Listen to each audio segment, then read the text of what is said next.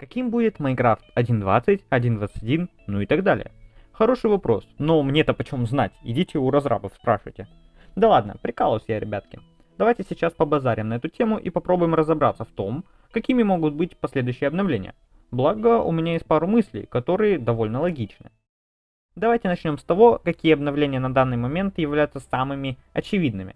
Первое – это обновление голосований и обещаний. В нем нам нужны будут обновить биомы из всех голосований, археологию, а также вернуть мешки. Второе – обновление Энда. Самое долгожданное обновление среди игроков. Ну и третье – обновление нового измерения. Не зря же в древнем городе стоит вот эта махина, да и маленькие порталы, которые называются порталами в файлах игры. Также можно отметить обновление боевки, атмосферы и прочей херни. Они очевидные, но в качестве отдельных обнов их можно и не ждать. Теперь пройдемся по каждому обновлению более подробно. Разрабы говорили, что все биомы из голосований 100%, зуб даю, клянусь мамой, будут обновлены. Потому обновление биомов точно будет, и хотелось бы, чтобы в одной версии. Хотя, возможно, что разрабы будут в каждом обновлении обновлять 1-2 биома в дополнение к основным изменениям. Вообще, первый вариант звучит более логично, ибо если обновлять все постепенно, то необновленные биомы будут казаться слишком поносными по сравнению с новыми. Уже сейчас заметно, что биом мангровых болот на голову, даже не так, на 10 голов выше всех остальных. Также в этой обнове неплохо было бы добавить археологию, и я уже молчу о мешках, которые просто обязаны быть в следующей версии, иначе это будет как минимум странно. Хотя, если разрабы улучшат их, например, с помощью покраски и как-то свяжут с археологией, то может быть они оправдают свои ожидания. Но я сильно в этом сомневаюсь. Но вот, что еще важно отметить. Если обновлять все биомы и прокачивать их до уровня мангровых болот, а то и выше, следовало бы подкрутить оптимизацию, так как в новых биомах будет жутко лагать. Даже сейчас, зайдя в мангровые болота, можно словить инсульт FPS. Обновление Энда.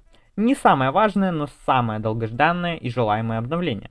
Почти все игроки хотят обновления этого измерения, и я с ними согласен. Само измерение очень уж пустое, и не помешало бы как-нибудь его разнообразить. Хотя мне по большей части пофиг на сам Энд, мне больше важен Эндер Дракон. Я хочу, чтобы его сделали интереснее и чутка сложнее. Это финальный босс в игре, но он не может сравниться даже со слепым дедом из подъезда. Прокачать его нужно как и в плане визуала, так и механик. Изменить имеющиеся атаки, добавить новые. Как-то улучшить башни с кристаллами, форму изменить, разнообразить какими-нибудь блоками там. Если хотя бы его прокачать, уже будет неплохо. Но, если добавить биом-ивент, новых мобов, всякие приколдесные механики, то вообще можно получиться отвал хлеборезки. И кстати, было бы неплохо, если бы в этом обновлении также обновили и боевку. Получится небольшая такая отсылочка. Опа. Ну и, наверное, самое интересное. Обновление нового измерения. Это измерение будет состоять из скалков. И как мне кажется, будет круто сделать это измерение что-то типа пустотного. Это звучит и логично, и чисто кайфово. Ну и естественно, там будет скалк, варден и прочие скалковые мобы. Вообще, там можно будет гору всего придумать интересного, что обновление края покажется пустым. Ну, поняли, типа, пустотное измерение и покажется пустым там. Я уверен, что обновление нового измерения точно будет. Все на это указывает. Хотя будет забавно, если разрабы просто улучшат Энд, а вместо старого портала попасть туда можно будет через новый. Вот угар-то будет. Если эти обновления и правда будут, то под какими версиями мы их получим?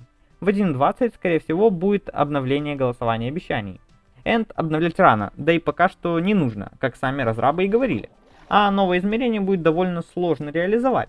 Соответственно, чтобы не запариваться, логичнее всего сделать обновление биомов. Да и к тому же, какой смысл от нового измерения, если в игре еще 2 недоработанных?